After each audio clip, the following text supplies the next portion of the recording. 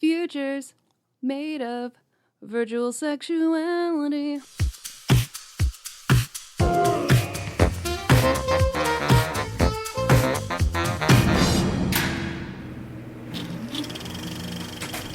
Well, hello there. Welcome to On the Beat, the podcast that uncovers full frontal male nudity in cinema. My name is Laura, and I am joined by my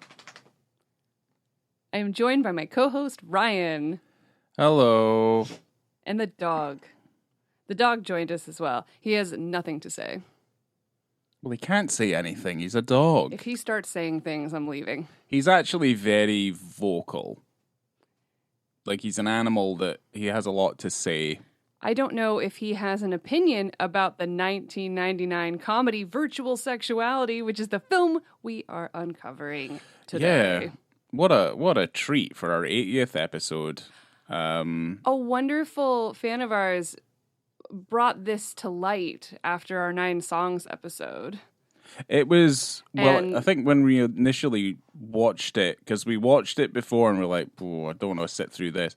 But then we checked it, and because it did have stuff in it, we were like, oh, okay. I guess we'll come back to this one. I had a different opinion when we first watched it, and I loved it. So, it hasn't changed too much from then to now. Yeah, I think, I didn't like it when we watched the first, 20 or 30 minutes of it. And then I watched it all the way through. And I had a lot more questions, but I didn't dislike it. It's weird. Yeah. It's a weird thing, because I thought, let's do virtual sexuality, because it'll be a nice, lighter addition to some of the stuff. It's shorter for starters than some of the stuff that we covered for June. So I was like, let's do something that's kind of stupid, and Ryan will just rail on it like crazy, just pummel it with volcanic hate. And then I think it's a sign of my age, though. I think I'm starting to simmer down a little bit. I don't agree. I don't think that's true. But this film is 1999. This film is high school for us. Oh, this is 99 as fuck. It's great. Yeah, this is like at the cusp of Y2K, just before the dawn of the new millennium. This is it kind of wrapped up in a nutshell. I have a deep, resounding love for Y2K movies, for films that go into virtual reality. Yes, that I thought we'd bring really this up. Weird yes. thing. Mm-hmm. Lawnmower Man, Disclosure, Ghost in the Machine. I could go on. Johnny Mnemonic. Yes. Hackers. Yes. Although Hackers is that's not really a VR. It's not really a VR thing, but it does VR. It has its representation of what hackers do. Virtuosity. In a cinematic sense is quite funny. Yeah, Virtuosity. I have a list that I made on Letterboxd of you all did, my favorite. Yeah, you did. I think whenever we get the opportunity to do anything with some VR in it, I think you get very excited. I'm really hyped. Yeah, very hyped. So this film stars Laura Fraser as Justine, who I believe went to your alma mater. Ryan? She went at what? Your alma mater. What's that mean? She went to the Royal Conservatoire of Scotland. Oh. She went to your... Well, it wasn't the Royal Conservatoire of Scotland back then. It was the Royal Scottish Academy of Music and Drama. Same building. Yes, the same building. It changed its name just as I left. And yeah, we weren't very happy about that. But yes, it's been a Scots institution for the arts for quite a while. Well, good for her. She's from Glasgow.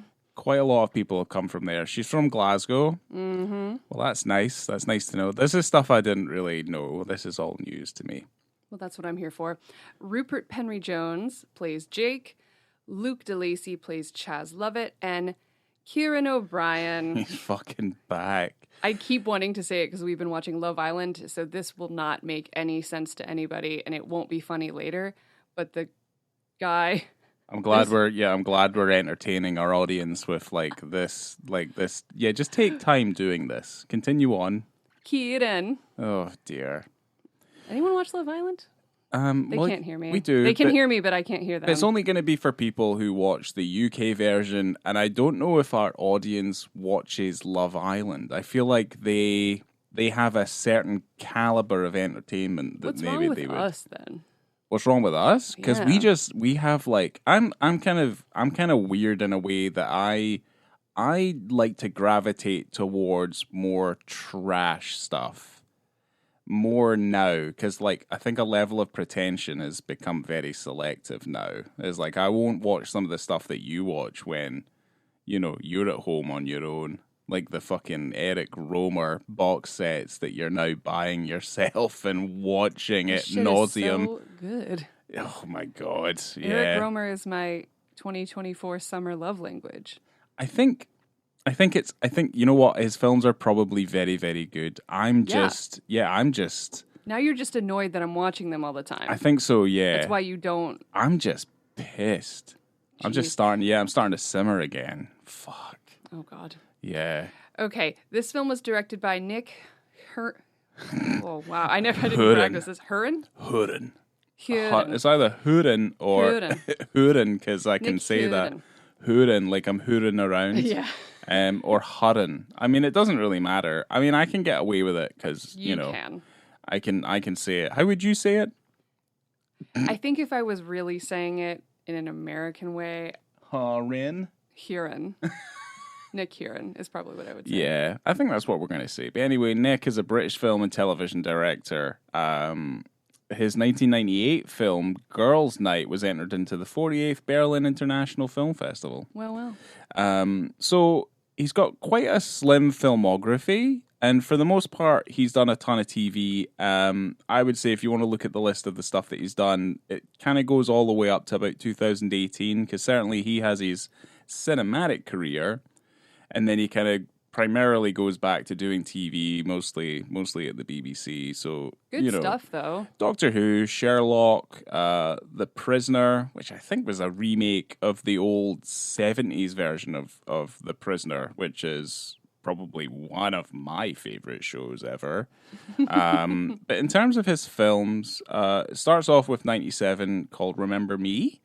98 we had Girls' Night. 99 we have Virtual Sexuality. 2002, Plots with a View. 2004, Little Black Book. And 2006, we have It's a Boy-Girl Thing. Now, we did watch a couple of other things that he's made, because they're not terrible. Last night, I watched Little Black Book, and today I watched It's a Boy-Girl Thing. And I gotta tell you, this is very consumable. It's all easy watching. It's very, I don't hate it at all. It's very much fluff. It's a little predictable, but he has very similar themes through his work that we've found. He's done more than one body swap movie. Like a Freaky Friday or like Big, I guess, is the one I would liken maybe more like Virtual Sexuality to. Because Virtual Sexuality is weird. It is weird. And surprising. It does some very surprising, weird shit. It's a boy-girl thing is very classic. It feels a little bit more like, your classic body swap movie. Mm-hmm. Virtual Sexuality, I think, is a little bit more, I hate to say it, a little bit more clever. It does some more clever sciencey stuff. It's a little bit more. Get out of town. It's a little bit more sciencey. Get out of town. Well, it is. I did want to bring up that he's directed 2 episodes of Altered Carbon, one of which does have at least one full frontal male nudity scene in it. Yeah. Season 1, episode 3. Mm-hmm. So. I mean, from looking at the rest of his filmography, I don't know if we'll ever return to Nick's work.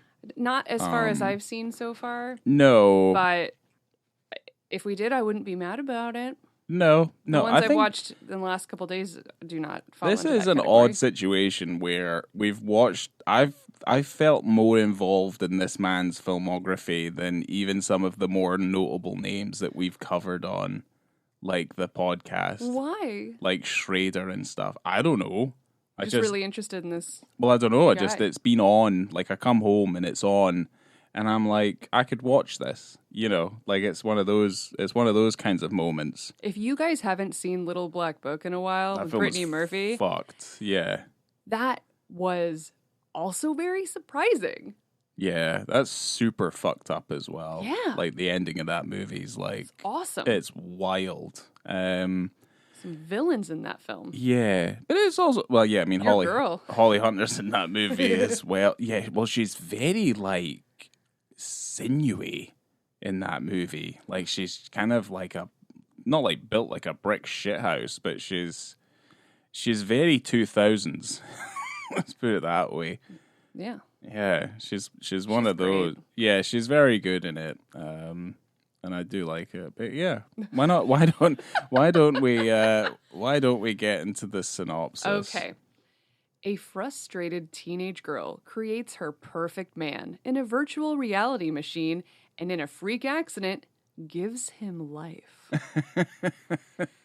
She is a god. With the help of virtual reality. The tagline of this film is, right. If you can't find the perfect guy, make one. Also on the front of the DVD, it says, love is just a point and click away. So, yeah, I don't know. It's... yeah. It's wonderful. It's very... It's got a real kind of British sensibility about it. Like British films from the 90s that had... How would we describe it? Because I don't want to compare it to like Train Spotting and stuff like that. But there are some connections to Train Spotting in this films. British films of the 90s, they kind of... They steered away from the kind of closeted... kind of like blanketed, I guess, kind of like stuffy feeling about them and kind of moved into the modern era with a little bit more style and a little bit more class and a little bit more identity. And I think the 90s is kind of, it's like the new British new wave of like films coming out. And I would say that Virtual Sexuality, to a certain extent, although it kind of like it has this weird sort of like it feels like a very kind of glorified like BBC kids show, but it's for like adults. It kind of feels a little bit like something like that. You can see the class and identity that this film has, especially since it begins with a wipe right at the beginning. There are some transitions in this movie that I do not dislike. I work in the audiovisual industry, and I've seen some slideshows with some custom transitions. One of which I think I've described before is maybe my favorite, is the slide that folds up into an origami swan and then flies away. Sick. It was, that was a crescendo of a series of custom animations that this person had. And they were like, well, I'm going to be out in front of 1,000 people. I'm just going to go for it. And they did a whole bunch of stuff. I remember watching it and I remember saying to the guys after, I was like, use all these transitions, right? They were fucking wild. Have fun with it. Just have a good time. Yeah. No, just like throw professionalism out the window. Like, you don't need to look good at what you're doing. You just have to make sure that people are entertained. That's what this film is. That's the mantra I hold on to. This film doesn't look bad. I'm just joking. But this film is actually based on a novel called Virtual Sexual Reality. It came out in 1994, and it was part 2 of Chloe Ray-Ban's 4-part Justine novel series. Okay. So there's more. Chloe Ray-Ban's a young adult author, so yeah. Yeah, I mean, that makes sense. This is definitely... I mean, this is R-rated, and everyone is playing teenagers, even though for the most part, they don't look like they're teenagers. They look like they're definitely in their mid-20s, close to their 30s. If you were wondering why Rupert Penry Jones maybe looks too old to play a teenager, it's because he was 28 or 29 when they filmed this motion picture. Oof. Yeah. He's also lines. Yeah, but he's also as we go on, like he's not real. Like he is a creation. We might have to argue about this. I don't know. I have a lot to say about that. This is going to be like a real bone of contention just for the podcast in general. Like I think for this we're going to episode. get into some trouble here, Yeah. but it's going to be fun. I'm looking forward to it. I'm looking forward to like breaking it down and like figuring it out. This fucking weird Y2K like nonsense. The Noel Gay Motion Picture Company produced this film, who were also responsible for Train Spotting. Okay. And I don't know if the soundtrack is great. The soundtrack is super fun. I mean, the whole movie is very nostalgic of that time. There's the hair, the clothes, the music, everything is wonderful. I'm going to put some of these songs, like Imogen Heap, All Saints. I'm putting some of this music on my favorite songs list. It's very indicative of the time. Like it takes you back. It's a little nostalgic because certainly this is the period of time where you and me would have been. Well, yeah, we would have been teenagers at this point. Yeah, like just getting into the 2000s. 15, 16, 14, something like that. Yeah, because I mean, we left school at 2003, so yeah, I can count. So can I. Heath Ledger actually flew from Australia to read for the role of Jake. Fucking hell. Boom. Yeah. He flew then to the States and ended up booking 10 Things I Hate About You. Oh, well then that's okay. That's fine. He was destined to play that role then. Yeah, no, he made the right decision there. That movie is pretty good. That's his standout. That's one of his standout roles, though. Is 10 Things I Hate About You. Yeah, it's great. Yeah, it's a really good movie. But yeah, that's fine. No, I think who they get to play Jake in this. Yeah, it's like the whole thing where he's blonde and he's like this tall, lanky man, and it's like he's for what this girl. She's a young woman. She's 17. Yes. Absolutely obsessed with sex and, busting her cherry as all 17-year-olds are apt to do. Well, I mean, that's the thing. This is all, she's looking for Mr. Right. She wants to have sex with the right person. She just doesn't want to do it. She wants to, like, fall in love and all these sorts of things. Very kind of idyllic. There's a very, very idyllic sense of living in this picture. I don't know if that's how every girl felt in high school. It's certainly not how I felt. I wasn't waiting around for Mr. Right. I wasn't talking about in reality. I'm talking about the reality in this film and in films of this the virtual reality sexuality. Yeah, it's a trope. Yeah. It's a trope of the high school thing. Yeah. Oh, I've got to get laid. I have to lose my virginity. It's got to be perfect. It's American Pie. It's every American high school movie that exists. Yeah. So it's fine. I'll allow it. I get it. So she's going out with all these crappy guys. She's annoyed that everyone sucks. She keeps talking about Mr. Barcode as if that's a thing. Yeah, she was gonna scan the right barcode and their barcodes were gonna match up or something. Right. Yeah. It's fine. It's a tropey thing that I think has come from the US, like from America. For sure. But, by the time you're 17 in the UK, like you gotta have a couple of kids, right? Yeah. Pretty much. Or you're like living off the system because you have a couple of children. Yeah, I mean, it's not the same for everybody. I'm not saying that's the case. It's because I'm from the UK and I'm also from Scotland. It was, it's like if you lost your virginity by 14, 15, then, because the age of consent over there is like 16. Yikes. But yeah. So there's the things in particular that jumped out to me that reminded me of high school were when she goes on the date with the Mr. Barcode and he's a shitty dude and he's got an annoying car and he takes the CD player face off. Fuck yeah, he does. And Oh my gosh, I remember when it was probably my Hyundai Elantra that I had in high school. And I remember my dad putting in the CD player and he goes, you got to take that off. You know, when someone's stealing it. Yeah, my dad had it in a case.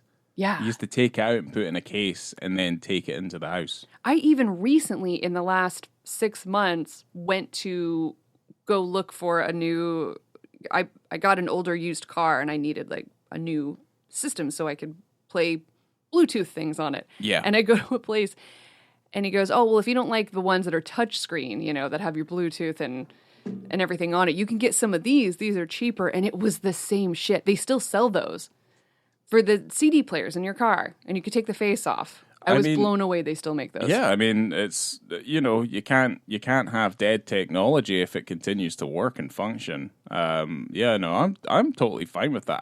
I think like it makes more sense now because we're not carrying a bunch of CDs. Like I remember my dad having in the boot of his car, he had like a triple CD changer. Absolutely. And he would change out and be like, what do I want on this drive or for this week or whatever? And he could change which CD it was. Yes. But then he had a ring binder full of CDs. I remember going out with my dad at the weekends and stuff. He would go to like HMV and stuff like that. He would go to the sales, no joke, he'd come home with like 10 CDs. Like every weekend. I mean, my car, when I was in high school, I had a binder in the car, and then I had you have that, or the flip down on your visor, you know? Yeah, of You've course. got 10 CDs up there that are just cooking in the heat. In the heat, yeah. Well, you didn't have that problem in Scotland. Oh, right, but yes. Yeah, certainly, yes. It is very much a product of the time. Also, like, I have an issue with people who wear sunglasses at night as well, and this guy did it, and it's like, oh. That just means you're really cool.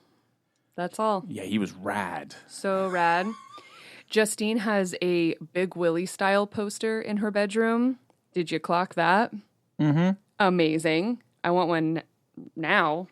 It's an amazing album. Yeah, which is ironic because she's all about those big willies. She really is. Yeah, she was. She's she all loves about them. She's all about a big length of cock, this one. Jesus. Oh gosh.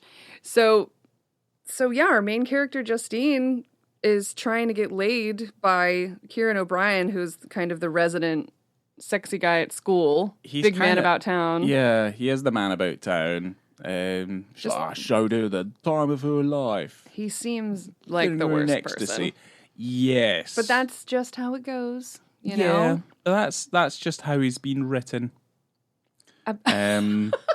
He's This is a work of fiction, Laura, remember? Yeah, this is not real. No, there's a lot of chat about like, oh no, I'm a virgin and I'm like, being a girl is the best. And you're like, blokes, what are they all about? It's kind of like the covers of like lads mags and stuff like that. And it's like these men and it's all this sort of stuff. And like, you know, she meets a couple of builders. One of them goes like, your legs would make a lovely scarf. It's pretty good. There's some humor in this. I mean, one of my favorite lines in the entire film is I think it's very fucking funny. Yes. When he's washing the car windscreens. Yes. And there's the cabbie like just behind him, and the cabbie just goes to him. He goes, "All right, cock." Never understood why he was washing windows. It just happened. Well, he brings home some money. Let's just get it out of the way. It's fucking stupid. Yeah. It doesn't make any goddamn sense. Right. Just out there in a fucking wife beater, like cleaning windscreens like a tramp, which is basically like that's why they do it. I don't know why they couldn't have done anything else, but yeah. I don't know what the point of it was. No. It kind of comes back around. Okay, hold on. Just for reference, I just kind of want to go over the body swap thing really quick. Yeah, we can. Just so that we can eventually get to the locker room penis scene. But carnage. My Utter God. carnage, yeah. Yeah. So, in order to try to get with character's name? Alex. Okay. Alex. Kieran O'Brien is Alex. Because there's only a handful of men in this, and I don't like Jake in general. Isn't really a character to me. It's kind of just an extension of Justine, effectively. I mean, that makes sense considering what happens. But then it's mostly Alex and Chaz who are kind of like diametrically opposed. But they're friends. Like, they hang out with each other. I'm sure that they've known each other since they were kids, and probably lived in the same area. Yeah, they use each other. You know, pretty much. Yeah, I mean you get your use out of folk in school, and then you don't really ever see them again. Because I know that when I really wanted to watch pornography with my friends, I would just call them up and bring my big box of porn over when their parents were out and smoke cigars in their house. Yeah, that's a weird scene. Who like that watches pornography with friends? It's also very weird pornography. It's like cleaning windshields pornography, funnily enough. It's odd, interesting, right? And she's like licking the hose water. It's very odd, yeah.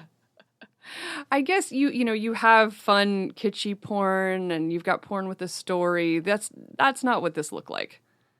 This looked like video art stuff. It looked, you know what it looked like? It looked European. That's what it did. Well. Yeah.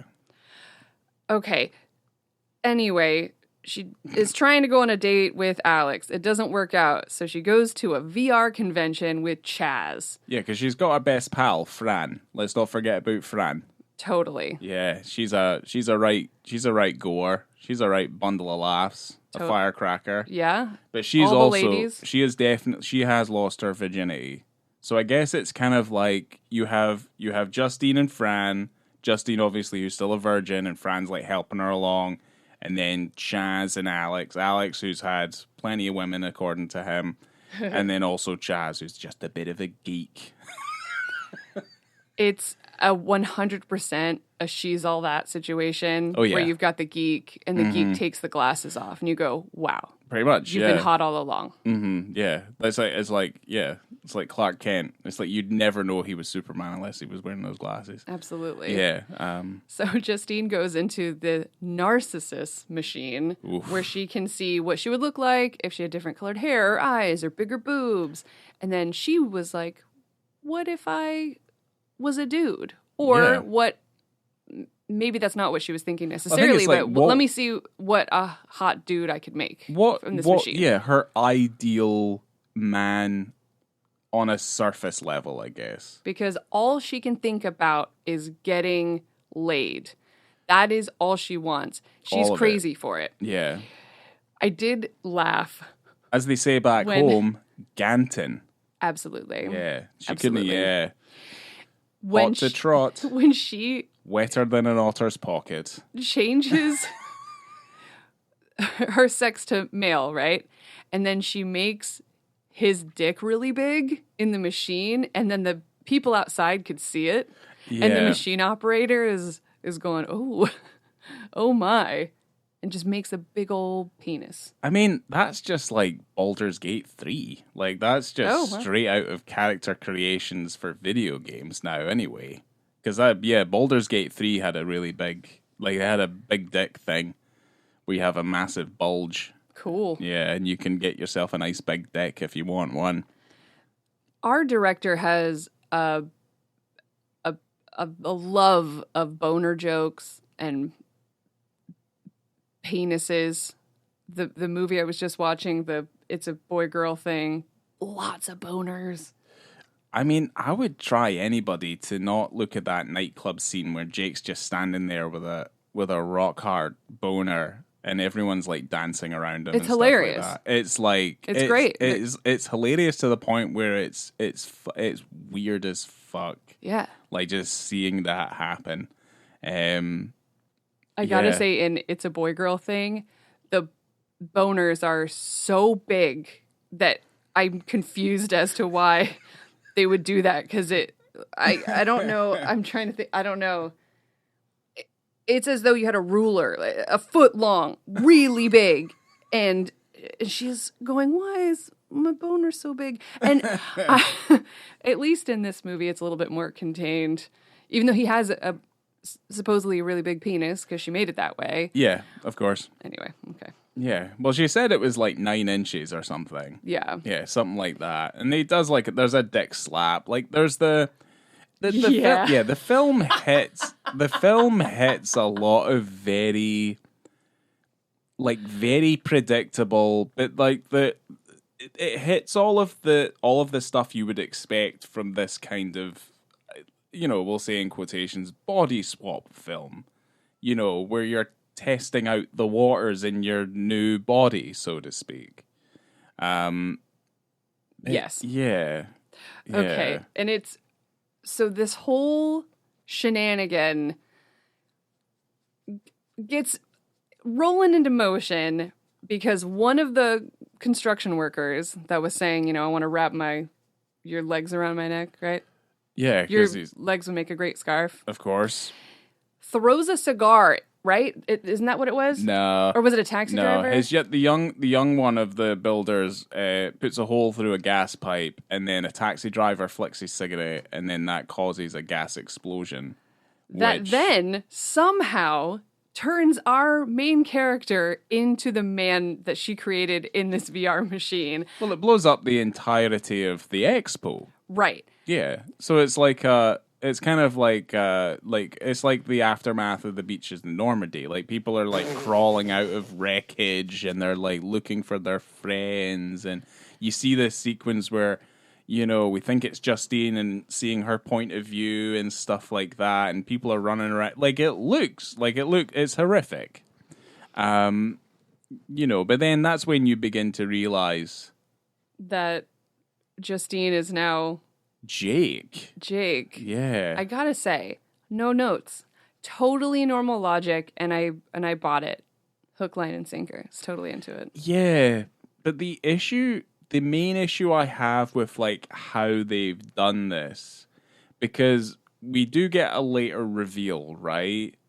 But then Jake is wearing, like, if Jake is meant to be Justine, Jake is wearing the clothes Justine was wearing before the transformation. But as we find out later on, it's not like Justine is Jake. Part of Justine is in Jake. But Jake is like a separate entity. It's as though Justine was split. Split in half. And one of the halves turned into the computer man. Yeah. But with her soul, memories, and entire being, except in a man's body. Pretty much, yeah. Like, she's been transposed into a man's body. Is bananas. It doesn't... I was freaking out when that reveal happened. When Jake sees herself in the car with Fran. Yeah. And I didn't know who was the main character anymore. I didn't know what was going on. It blew me away. It was very different to any type of body swap, weird type of big type of movie I've ever seen. I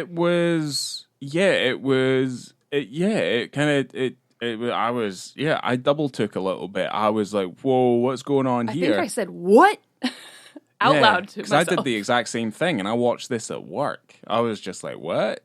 Yeah. What? Hold on. Yeah. Like, what the fuck? I did like the montage. We were just talking about it. The montage of Jake looking at his man bits and shaving, was going to shave his pits, and he goes, oh, no, I don't have to do that. And then... I mean, he didn't need to do it anyway. No. There wasn't any hair there to begin with. But the slapping of the wiener against the legs, hilarious. Yes, we're all capable of doing that. It's very fun. Yeah. If I could, I would. It's great. It looks like a great time. But I think one of the interesting things about that sequence is that immediately, because you're still under the assumption that this is Justine. It's just Justine. Just Justine in a man's body. But or at least like you're under the understanding that this person's in this body, but because she's in a male body, Because that happens in the bath, right? She gets a boner in the bath. Yes. And you're not 100% sure, like, what is it in the magazine that's turning her on? Is it the boobies or is it the bulge? Yeah. You know what I mean? So there's interesting kind of weird gender swapping, like gender norms and stuff being kind of, flipped around and stuff like that. Well, when Jake gets the boner in the club, it's because Hoover was all over him. Hoover, yeah, let's not forget about Hoover. Well, they call her Hoover because she sucks up everything. Which I think is kind of like, well, she owns it. She's kind of, I don't know, what would you call her? It's interesting because when I heard the name Hoover, I thought, well, that's not nice. And they're not being very nice to her. And it seems very slut-shamey, but it actually isn't. No, she owns it. She's the queen bee of the school. She's the hot chick of school. And that's all. Yeah, she gets all the guys. If she sees the man she wants, she gets it. Like, she knows what she does. Yeah, so it's not really slut-shamey. It's just kind of like, she's like empowered. Yeah. To quite a certain extent. If she wants a guy, she'll get the guy. But again, that's another interesting moment in that nightclub is that, like, again, you're under the assumption that that's still Justine, I think, at that point. Yeah.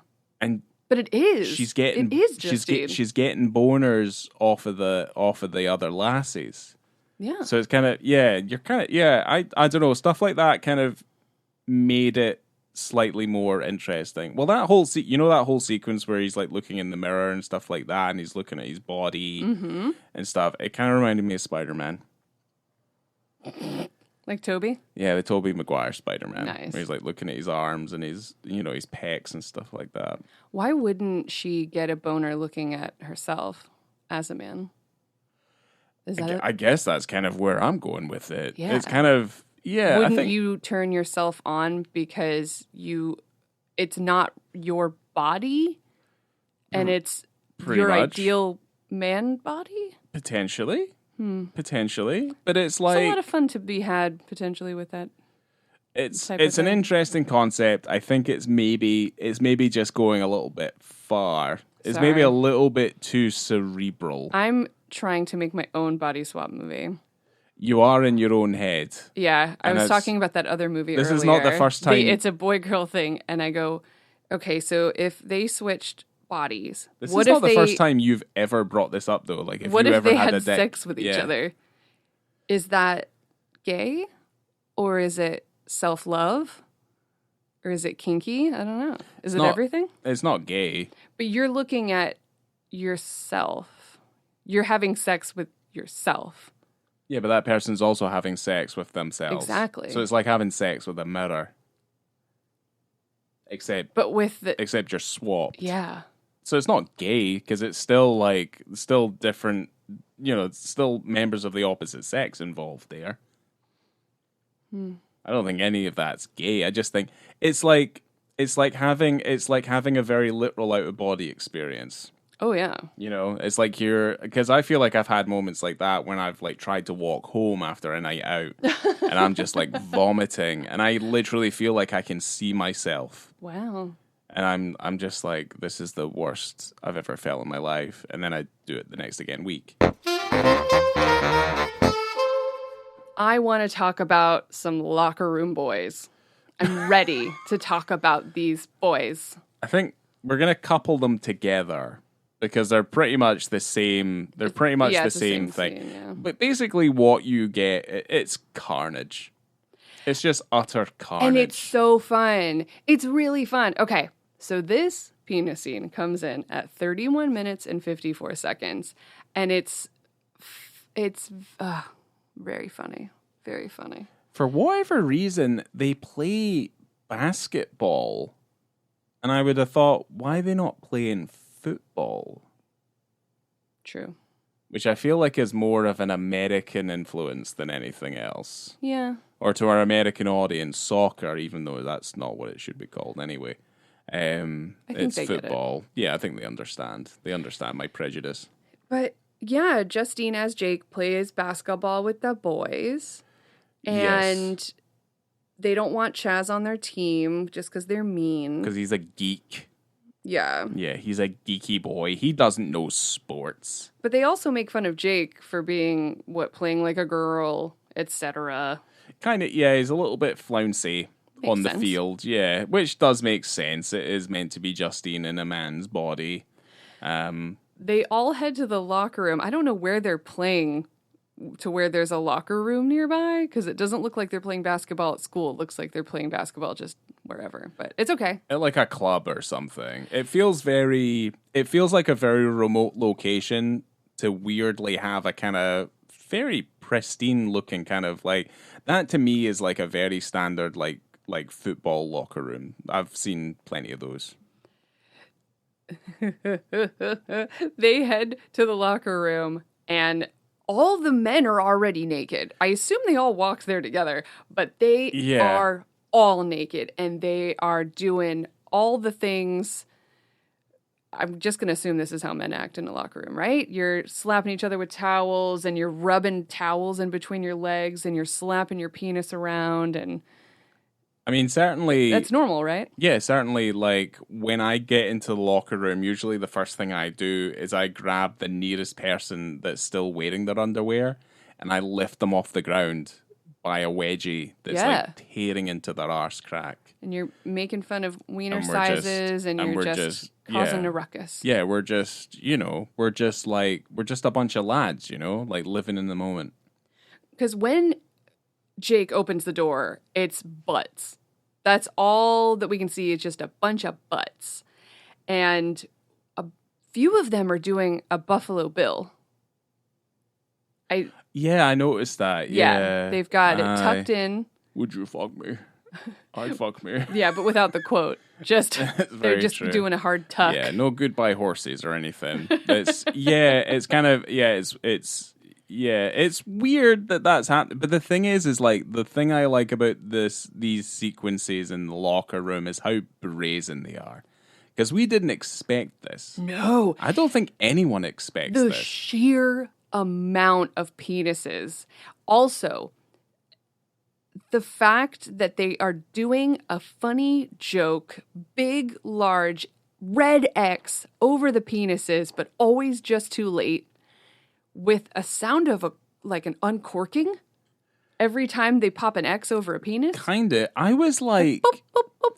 I didn't know if the censorship, I knew it was a joke, but I didn't know if the censorship itself was perfectly motivated for the moment. You know what I mean? It was strange, but it was weird. Really funny. So it didn't bother me because it's just funny that they kept covering them up too late, and I just thought it was genius. Because to me, I felt like, because Jackass does it, and there's a slow-mo shot, I think it's in Jackass 3, right? Mm-hmm. Where Pontius is like hitting a like a ping pong ball with his dick. But it's black barred, but the black bar doesn't follow him. And it kind of just like loses its way. Yeah. And then, so that to me, like I understood that. But for this, it's slightly different. And I don't know if it's maybe like forced on by the censors and the director's just like, well, fuck it, we'll just do this because this will be funny. Because to me, it doesn't feel motivated in the scene whatsoever. The X's? Yeah, kind of. Okay. Okay. I still think it's funny. I don't think that it would have... I don't think it necessarily would have added or subtracted whether or not they were there. I don't think it matters too much. No, I think if they were just penises, I think that it would still just be as wild as it is. It's very rambunctious. Like it's just kind of It's every kid's nightmare in a locker room situation. Girl's body swapping dream. Kinda, yeah. If I was in a man's body and I got to walk into something like that, I'd be in seventh heaven. I'd love it. But supposedly Chaz doesn't get naked because he's got a little weenie. Well, according to Alex, he's just mean. He is pretty mean, but he's brought women to the brink of ecstasy like countless times. You know how like Alex spends more of his time with his clothes off than he does with them on. Like, they're always, like, half hanging off, or we enter a scene where his trousers are, like, unbuttoned, and he's, like, talking about, like, how he shagged this lass and all this sort of thing, and it's just like, just pull your trousers up, dude. Like, stop doing that. Like, button them up. Like, nobody wants to see it. When Jake tries to walk by Alex, he menacingly shakes his dick at him. Whoa, shaking it at him. Well, Laura, it's not so weird. It's just blokes, you know? It's just blokes. Scary. It is kind of scary. Yeah. Well, yeah, I mean, I don't know. Like, that sort of thing. Yeah. Well, that just reminds me of, like, Me, Myself, and Irene. That bit. Yeah. He's like, footlongs, get your footlongs. He's, like, in the park. Oh, God. You know, like, with his penis out.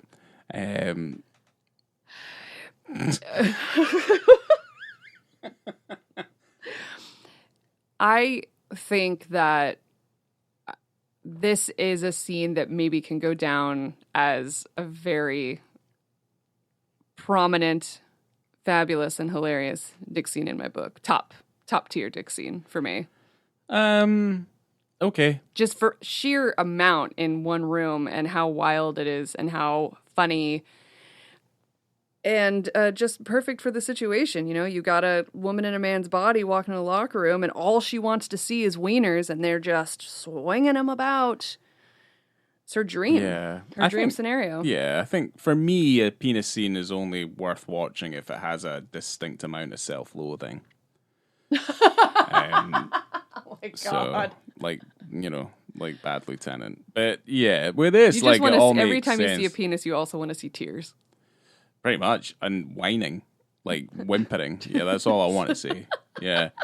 I think, I do. I think, like, because this isn't the only locker room scene, because it's like, it's very tropey. Like, when you get into the locker room, like, I am expecting to see a dick at some point, because I think the same thing happens in, like, Challengers as well, right? And also it's in Can't Stop the Music. That's where we see the kind of dicks in that movie as well, because even though they're blurred out and you can't really see them, when you freeze it, you know they're there because you can see that shit moving around. Gosh, there's actually quite a few now that.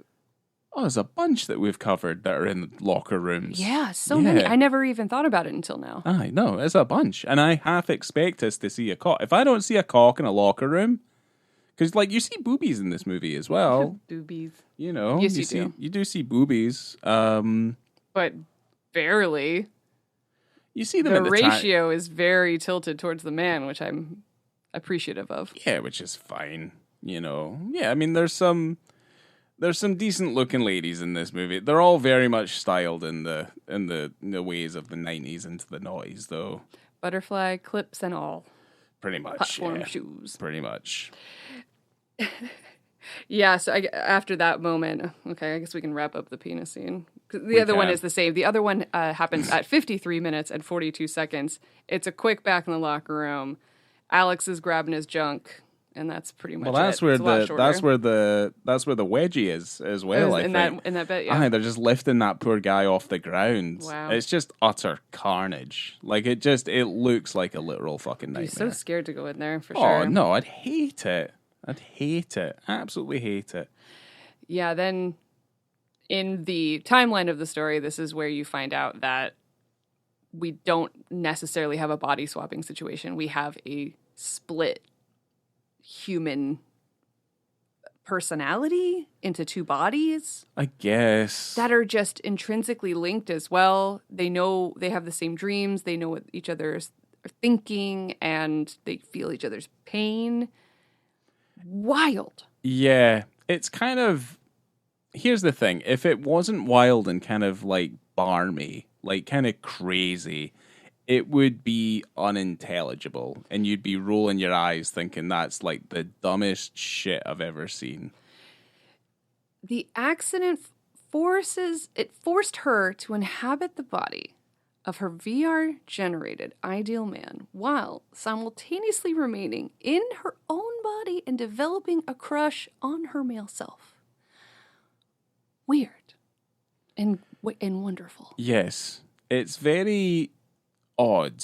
Certainly when, because in in Big, he goes big, basically. He turns into Tom Hanks, right? And he will always turn into Tom Hanks. And he'll always turn into Tom Hanks. And the thing is that child is missing. He is missing from his parents' lives. And they're like, we have no idea where our son is. And Tom Hanks is just inhabiting his adult life fairly. Yeah. But with this, it's like, I expected the same thing, because that's what it felt like. He goes to his house and he goes, well, I don't want to worry my parents and I don't know what to say. Exactly. But there is nothing to say because it's not that. No. It's a little bit mind bendy. But like I said, I think if you think a little bit too much about it, it does maybe get a little bit unintelligible, and you're kind of just a little bit like, well, that's it's so stupid. You start to dislike it a little bit, and I don't want to go that far with this. But before we, okay, I do want to talk about this before we wrap this up. But they end up meeting. She's trying to sleep with herself, and it's just not working. Obviously, because she. Anyway, they end up having the conversation. You figure it out. There's a whole subplot of the people who made the narcissist machine who were trying to get Jake to study him to figure out how it even happened. This is the one point in the movie where I'm just like, this is probably retarded. I don't care about it. I didn't write anything down about this subplot. They mean nothing to me. But when it comes to hold on, he does that guy also gives us the line of you're ugly as shit, but you're a genius, to his compatriot. Yes. He is a horrible person. And so is she, to be fair. They're both really shitty. She's very smart. I she wouldn't say she machine. was ugly either. No, she's not. Yeah, but there's... this guy just wants a machine to make big tits. That's what he wants. They put a fucking, a transistor on his cock and fucking shock him. Yeah. Through his penis. It's all sorts of hostile stuff going on in this. Very weird. But I do want to talk about the end, because you wonder what's the resolution here. These people are linked mentally, physically, but they're also the same person. And so I wondered, how is this going to get resolved? And how it got resolved, I thought, was completely unnecessary. And but then I start thinking, oh, well, how does he get, he doesn't have an ID. He doesn't have a birth certificate. So how can he continue on? But they delete him. They do, yeah. I don't like that. There's Brian. a lot of questions around, I guess, that let's just call them the scientists, right? The purple scientists. Yeah. Where they have they're testing on him to figure out, one, his longevity, two, his connections to how, to Justine, basically.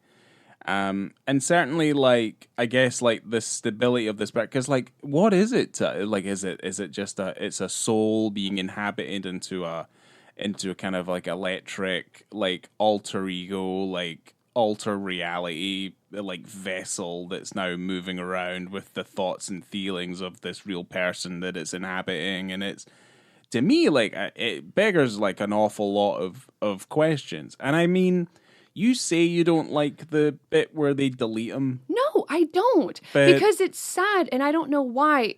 She's not missing anything. She's still a whole person.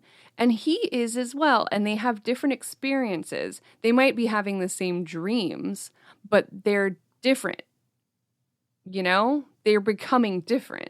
So why can't Jake live? No, but Jake is the self-aware part of her personality, the maturing element of her personality that she adopts after he's gone. Okay. So I kind of take it on board as if he is a very physical thing. It's not like Tyler Durden or anything, but he's a very physical thing that is a representation of how she is going to physically move on and mature as a woman going forward so that she can see clearly, because she has her blinders on. She has her, her virgin blinders, and she's just obsessed with just getting it done, doing this, when obviously the perfect man was already in her periphery. I guess. I think that would have happened regardless. Potentially. But what happens to Jake? Is he Job? Is he the lawnmower man? Does he go back into the internet?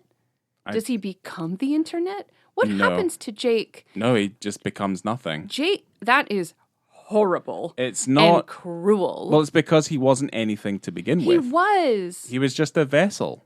No. He was just. He had real experiences. He was and a physical real boners. He was real. I think he was just. Those are real. He was just a vessel for the emotional climax of this movie. I think they could have coexisted and been friends, and they could have taught each other a thing or two. They could have. I think they're basically siblings. I mean, I'm just reciting the same shit over and over again, but I just don't like it. That's all. I know you don't like it. It makes me sad. I was sad. Wow, okay. I didn't cry. Yeah, well, I wasn't fucking sad. I was sad when they pushed the button and she takes off the VR headset and he's fucking gone. He did a murder. You know what's sad? They did a murder also. They also murdered the purple scientist guy. In what way? They ran him over with the truck and it went fuck squish. Yeah, you heard him squish. Yeah, it's fucking fucked up. They murdered multiple people.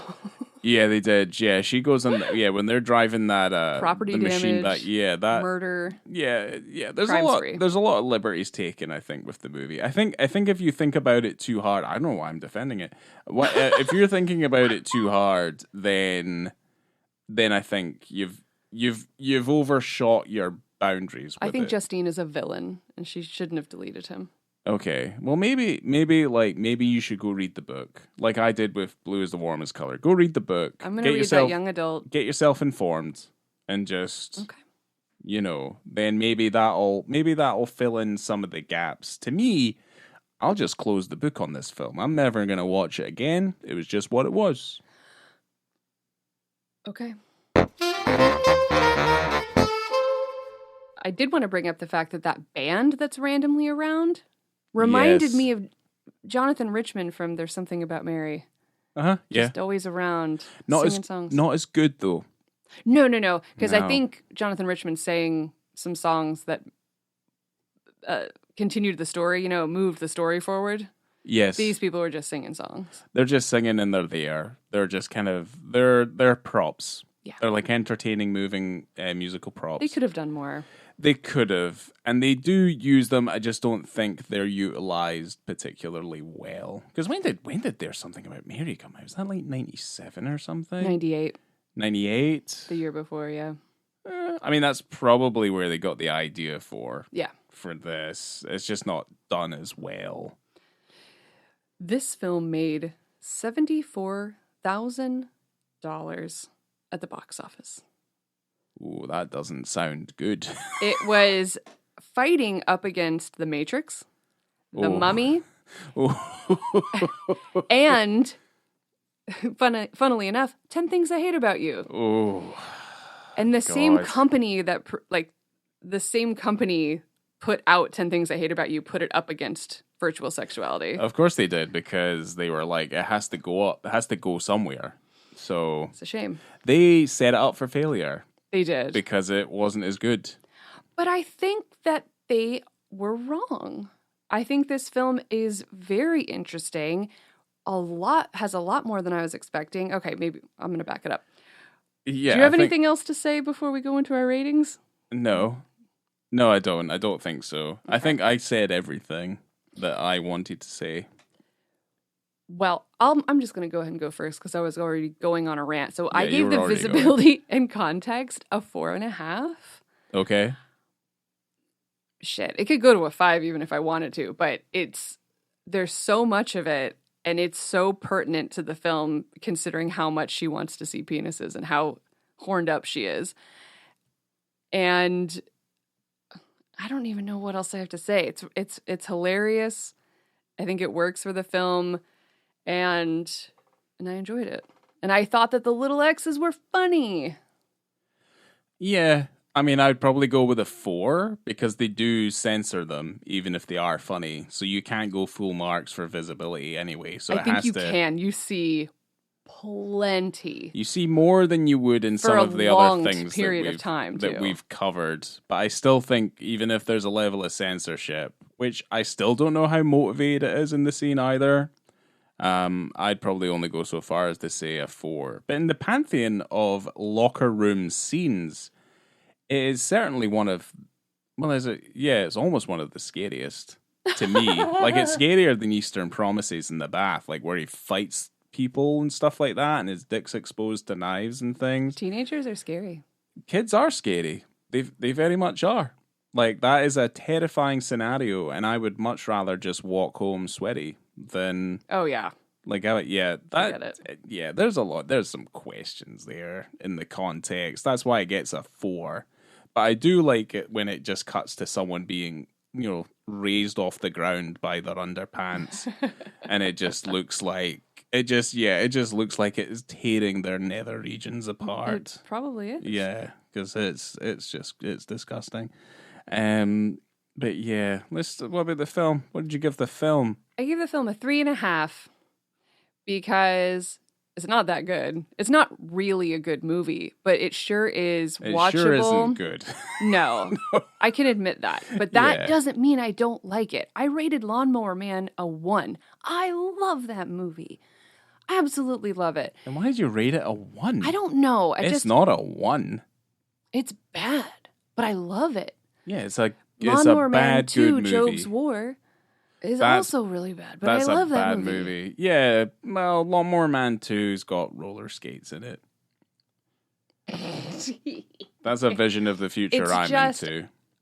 I mean, maybe let's watch Lawnmower Man again right away. That's fine. I'll fix it. But anyway, I gave it a 3.5 because it made me laugh. It surprised me a lot. And the sheer variety and frequency of penises was a true delight. And it's 92 minutes. That's beautiful. Can't fault it. No notes. Yeah, well, yeah. Zero notes. Yeah, hold on. No notes. No. Perfect. Well, I gave it 3 because I do think it's slightly better than average, but it's because I'm giving it a lot of leeway because it's stupid. It's stupid, dumb, young adult garbage. Hell yeah. It's dumb. And I like the fact that it starts off dumb, it continues being dumb, and it's also it just ends up being dumb. It's a dumb thing. It's got some really dumb stuff in it, and there's some funny things in it. It's very British, and it kind of has a very kind of British sensibility about it. And yeah, I think that's perfectly fine for a film of this ilk. If this film wasn't at least funny, because scrap all the stuff about it being interesting and twisty-turny and stuff like that. I don't really give a fuck about any of that stuff. It's just as long as the stupidity just elevates it slightly, I'm totally all for it. I mean, you have a good time. That's one of the reasons why I like Michael Bay so much. It's not because his films are good. No, most of them are fucking terrible. But at the same time, they're fucking stupid. Ambulance. And they're fun. Yeah. Ambulance is fun. Bad Boys 2 is well, I mean, yeah, that's why I like Armageddon and stuff so much. The Rock, actually, hold on. The Rock's actually probably a good movie. That is a good movie. Yeah, it is a good movie. He has actually made some good movies. But the thing is they're in a bubble of stupidity, and you just kind of have to run with it. That new Bad Boys movie is incredible. That's coming just from me. I don't agree. He doesn't. I don't agree. Loved it. Anyway. It's fine, yeah. It's no Bad Boys 2. He didn't direct that movie. No, he didn't. No, he's got a hand in it. It's the same guys who did the ones before it, which was Bad Boys for Life, I think it was. But no, Bad Boys 2 is that weird, happy accident where it's just fucking hell, this is amazing. And you have no understanding why. It's just fucking hell, this is amazing. And it's also stupid. So, for me, it falls under the bracket of just, I'll never watch it again. I would highly recommend that someone watches it for 90 minutes because it's just a stupid, dumb time. You know, don't get too involved in the science and the logic of it because it has none. Just have yourself a gay old stupid time. Absolutely. I agree with you. This is the kind of movie you find on Tubi, and it is on Tubi. Yeah. It's the same platform where you'll find that one where Trump comes back as a Chinese clone and fights aliens. Tubi is an amazing place. The Wild West of streaming platforms. Absolutely. And it's completely Tubi. free. Yeah. So. Tubi, be our sponsor. Anyway, cool. I would take that money. Oh my gosh. Yeah, I fucking would. Do it for free. Yeah, I'll take any money, actually. Yeah. Well, thank you guys for listening to our virtual sexuality episode. And make sure if you're not following us on social media, do it. It's On The Beat, BITTE. And it's the same everywhere because that's our name. And write us a review, please, because it helps and it's nice. It does help. We like compliments. Mm-hmm. And we like to hear nice things. And coming to you from the scary penis-filled locker room next to a basketball court, I've been Laura. All right, cock.